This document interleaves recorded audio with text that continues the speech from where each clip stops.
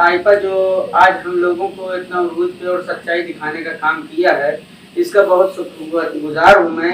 महंगाई पे क्या कहना है, महंगाई में ये है पेट्रोलिंग से सारी महंगाइयाँ उठती हैं। मैं हूं मुमताज अहमद। आईपा यानी कि all India progressive politics association मंच है आपका। आज हम बात कर रहे हैं प्रगतिशील राजनीति की, प्रगतिशील विचारों की, प्रगतिशील सोच की।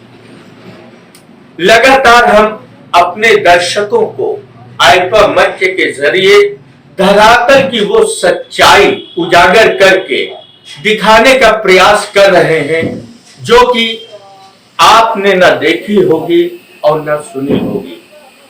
आज हमारे साथ वसीम खान साहब है जो कि सभासदी का इलेक्शन लड़े थे और चंद वोटों से ये हार गए थे। आज हम इनसे चर्चा करते हैं समाज की दुश्वारियों पे, सामाजिक कार्यों पे और राजनीतिक मुद्दों पे और विकास के बारे में। वसीम साहब, आपका आईपा में बहुत बहुत स्वागत है। मैं चाहूंगा कि आईपा के लिए दो शब्द आपके हों। बहुत बहुत शुक्रिया। ये आईपा जो आज हम लोगों को इतना रूद पे और सच्चाई दिखाने का काम किया है, इसका बहुत शुक्रगुजार हूँ मैं। और इसको बहुत सारी ढेर सारी शुभकामनाएं, ईश्वर से प्रार्थना है कि इसको बहुत आगे तक जाए आईपा से।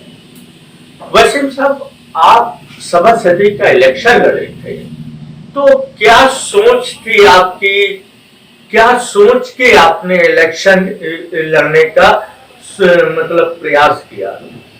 सच ये है, उस टाइम पे हमारे यहाँ से बीजेपी सभासद पुष्पराज पटेल थे और वो एक साइड में हमारे गांव से पड़ता है मजरा लोधनपुर, वहाँ के थे।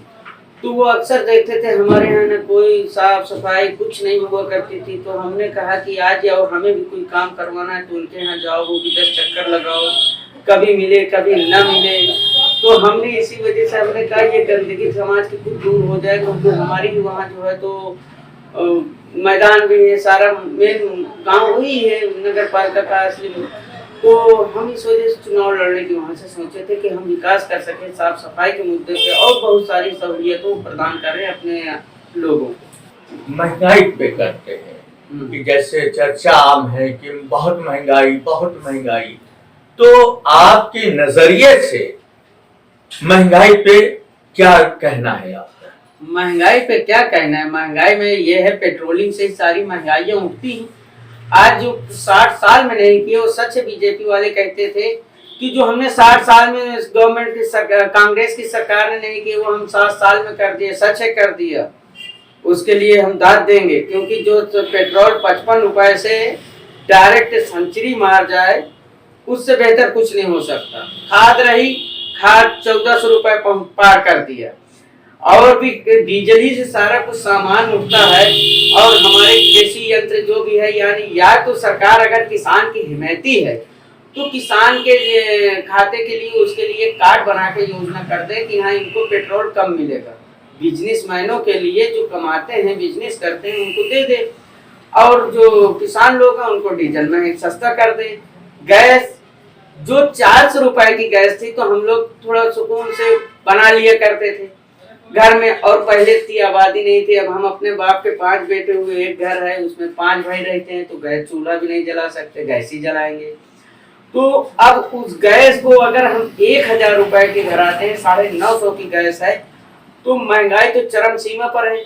कड़वा तेल ले लो, हर खेती में हर फसल नहीं पैदा की जा सकती। गेहूं धान बेहतर है कि ये हर उसमें होता है, तो सरसों हमारे नहीं पैदा होती। अब सरसों अगर जिसके हाथ, चलो हम तो खेती वाले हैं, जो आम आदमी जिसके नहीं है खेती, वो जिस टाइम सरसों का तेल सोचता है कि मैं क्या करूं। पहले जितना सरसों का तेल जो है, तो अब जितना सरसों का तेल में खाना बनता है, इतना सरसों का तेल लोग सर में लगा जाते थे।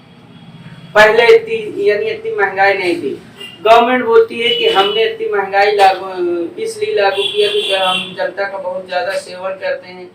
ये सरकार जो है तो जनता को काहिल और जो बोलो वो बना डाली है, क्योंकि ये जो खाने के लिए देती है। अरे उससे कहिए कुछ काम करिए, काम के बदले में दाम उसका बढ़ा दीजिए। आप सरकारी पेशे वालों को तो इतनी ज्यादा तनख्वाह बढ़ती चली जा रही है, भत्ता किस पे लागू हो रहा है? ये सारा पैसा किसानों का निकाल रहे हैं, जो आज किसानों से लाठियां चलवा रहे हैं। किसान अगर अपनी आवाज वो कर रहा है तो कहते हैं ये जाहिल है, इनको मारो। इस तरह से ये सरकारें अच्छी नहीं है। और महंगाई तो इतना ज्यादा चरम सीमा पर कर दिया है कि इसका कुछ हल नहीं। क्या चीज पूछोगे जो महंगा नहीं? कौन सी चीज है जो महंगाई नहीं बढ़ी? एक चीज के योगी जी और मोदी जी के या जो भी सरकारी नुमाइंदे हैं ये बता दें कि ये चीज को हमने घटाया। पेट्रोल डीजल 100 के पार किया, चुनाव का टाइम आ गया तो आप जो है तो उसको डाउन कर दिया। आज से कुछ ही साल दिन पहले, तो 4-10 महीने पहले बंगाल का चुनाव हुआ तो मोदी जी वहां पे इतनी रैलियां कर डाले, रैली कर डाला। अगर उसका प्रोडक्शन का और जहाज का खर्चा आता है तो क्या मोदी जी अपनी जेब से लगाते हैं? सरकार को तो ये चाहिए कि प्रधानमंत्री जब बन जाए तो सारी जनता के लिए होता है, एक के लिए नहीं होता। तो वो किसी पार्टी का चुनाव प्रचार में ना जाए, वो अपना गद्दी संभाले जिस लिए उसको जनता ने बैठाया है। ये नहीं है कि हमारी पार्टी का है तो हम दे, सरकार का रुपया है तो किस तरह। तो ऐसे प्रधानमंत्री को तो जेल में डालना चाहिए, ऐसे प्रधानमंत्री को हिसाब मांगना चाहिए कि ये पैसा तुमने कहां से लाया जो बंगाल में रैली कर डाले। कि रैली के ऊपर रैली, अमित शाह की अलग हो रही है, पर नरेंद्र मोदी जी की अलग हो रही है, राजनाथ सिंह की अलग। ये क्या है? ये सब सरकार का पैसा, क्यों आप जनता का पैसा नाहक फूंक रहे हो? और पहले ये होता था कि यही सरकारें जो नौकरी 60 साल तक करता था उसको बेचारे को पेंशन मिलती थी, आज उसकी पेंशन काट दिया। और जो अगर एक दिन के लिए भी विधायक बन गया तो उसकी लाइफ टाइम पेंशन बन जाती है। ये कौन सा कानून पारित किया है मोदी जी ने? अरे इसको भी खत्म करिए। अगर पेंशन मिलेगी, जितने दिन जो काम करेगा उसका दाम मिलेगा। काम खत्म, दाम खत्म। और यहाँ तो ये है कि अगर एक बार कोई विधायक बन गए तो उसके 2-3 पीढ़ी खाने के लिए उसके इतना, अब कितना 1-1.5 लाख रुपए जिनकी सैलरी होती है विधायकों की। क्यों भाई? जनता ने इनको चुन के भेजा। इतने ग्रेजुएशन नहीं है कि इनकी इतनी बड़ी तनख्वाह दी जाए, इनको जनता ने चुन के भेजा है। अरे जनता का अगर हिमायत करना है तो फ्री में काम करिए, तनख्वाह लेके क्यों कर रहे हो? सारी जिंदगी के लिए पेंशन बनवा लिए। और यही हमारे मोदी जी और योगी जी ने इस पे साइन किया कि जो 60 साल के बाद तुम्हारा काम खत्म, पैसा लो खत्म, पेंशन नहीं मिलेगी। तो नेता लोग की क्यों पेंशन बंदी? उसको भी खत्म करना चाहिए ना गवर्नमेंट को। हमारे माननीय श्री राष्ट्रपति जी को इसको अपने संज्ञान में लेना चाहिए कि नहीं, ये नहीं हो सकता। जब नौकर पेशा वालों की, नौकरी वालों की पेंशन खत्म की जा रही है तो नेताओं की भी पेंशन खत्म की जाए।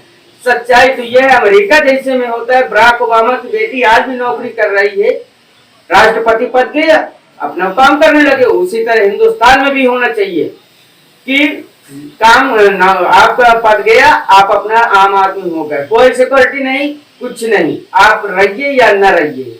इसमें सरकार का सिर्फ पैसा जनता के इस तरह नाहक बर्बाद करना किसी के हित में नहीं होगा। जो ये सरकारें कर रही है, कोई भी सरकार हो, सपा की हो, बसपा की हो, कोई भी सरकार, मैं सरकार से ये वो करता हूँ। और ये हमारे माननीय श्री राष्ट्रपति जी महोदय जी को इस चीज का संज्ञान में लेना चाहिए कि नाहक पैसा नहीं। जो भी किसी भी पार्टी का अगर चुनाव हो रहा है तो अगर कोई नेता वहां पे रैली कर रहा है तो पूरा खर्च उसका अपना होगा और उसके ऊपर सिक्योरिटी हटा लेनी चाहिए। सिक्योरिटी होती है देश पे बॉर्डर पे लगाने के लिए, जनता को न्याय दिलाने के लिए, नेताओं को बचाने के लिए सिक्योरिटी नहीं होती। नेताओं के बचाने के लिए हमारे गरीबों का पैसा नाहक में बर्बाद किया जा रहा है इस तरह से कि आज मालूम हुआ कि नेता आ रहे हैं तो 2-4 जिले की पुलिस इकट्ठा कर ली जाती है। ये कौन सा तरीका है? नेता क्यों घूमे भाई? जब उसको पद मिल गए वो अपने दर पे बैठे। कोई आपदा हो रही है, कोई मुसीबत किसी पे आ रही है, हाँ भूकंप आ गया, कुछ आ गया, तो वहां आप जाइए, जनता के मरहम लगाइए, जनता का हेल्प करिए। लेकिन ये मत करिए कि अपनी चुनावी रैली में तुम इतना सरकार का पैसा फूंकते हो। ये बहुत बड़ी बात है। सर जी, मुझे आपसे भी मैं अनुरोध करता हूँ कि आप भी अपने ये आईपा चैनल के माध्यम से ये बात मेरी राष्ट्रपति तक भी पहुंचनी चाहिए, क्योंकि चुनावी मुद्दों पे, चुनावी के तौर पे जितने नेता हैं उनकी सिक्योरिटी हटा लेनी चाहिए। अगर तुम जनता की सेवा करने आए हो तो जनता तुमको मारेगी नहीं, जनता की सेवा करने अगर तुम मैदान में कूदे हो तो जनता तुम्हें नहीं मारेगी, और अगर तुम डाकू बन के आए हो तो वाकई जनता तुमको मार देगी। और ये डाकुओं के लिए ज्यादा सिक्योरिटी दी जाती है। ये थे हमारे वसीम साहब, जिन्होंने आइपा मंच के जरिए दर्शकों तक अपना दुख दर्द बयां किया। अब इनका कहना है और इनकी सोच है जो इन्होंने आप तक पहुंचाई। मुमताज अहमद, आइपा, फतेहपुर।